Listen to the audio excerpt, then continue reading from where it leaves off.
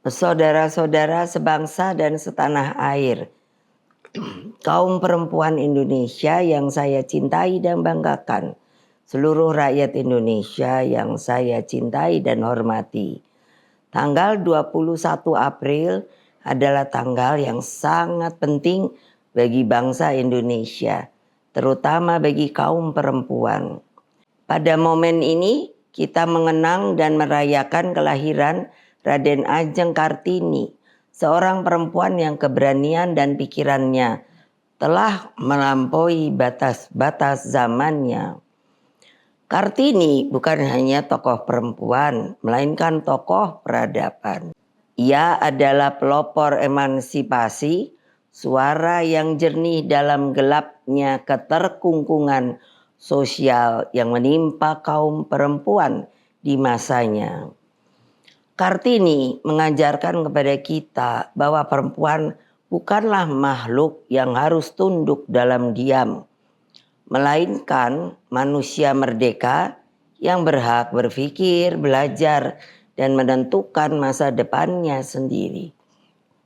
Pikiran-pikirannya menjangkau jauh ke masa depan, menembus batas-batas budaya yang feodal dan patriarkis. Karena itulah Bung Karno, Presiden pertama Republik Indonesia, menetapkan secara resmi Raden Ajeng Kartini sebagai pahlawan kemerdekaan nasional melalui keputusan Presiden nomor 108 tahun 1964. Saudara-saudara sekalian, kaum perempuan Indonesia yang saya cintai, Bung Karno dalam bukunya Sarinah, soal perempuan adalah soal masyarakat. Artinya, ketika perempuan tertindas, maka sesungguhnya masyarakat secara keseluruhan pun mengalami ketimpangan dan ketidakadilan. Selama perempuan dan laki-laki tidak berjalan sejajar, kemanusiaan akan terus pincang. Harmoni hanya bisa tercapai jika tidak ada satu pihak yang berada di atas yang lain, tetapi keduanya berdiri berdampingan, saling memperkuat. Namun, mari kita lihat kenyataan saat ini. Perjuangan Kartini rupanya masih jauh dari selesai. Kita masih menyaksikan berbagai bentuk kekerasan terhadap perempuan yang marak terjadi, seperti pelecehan seksual, kekerasan dalam rumah tangga, eksploitasi, perdagangan orang, dan bahkan kekerasan yang terjadi di sebuah ataupun di beberapa institusi pendidikan dan pelayanan publik. Kita tentunya tidak bisa tinggal diam. Ini bukan hanya urusan perempuan, ini adalah urusan bangsa. Perempuan adalah tiang negara. Jika tiang ini rapuh, maka rapuh dan tergulinglah masa depan bangsa. Karena itu, saya menyerukan negara harus hadir untuk melindungi setiap hak warga negara sesuai pasal 28 huruf A sampai huruf J Undang-Undang Dasar Negara Republik Indonesia tahun 1945. Saya sering mengatakan di dalam banyak pertemuan bahwa setiap warga negara mempunyai hak yang sama di mata hukum. Jadi negara harus menjadi pelindung utama terhadap segala bentuk kekerasan berbasis gender.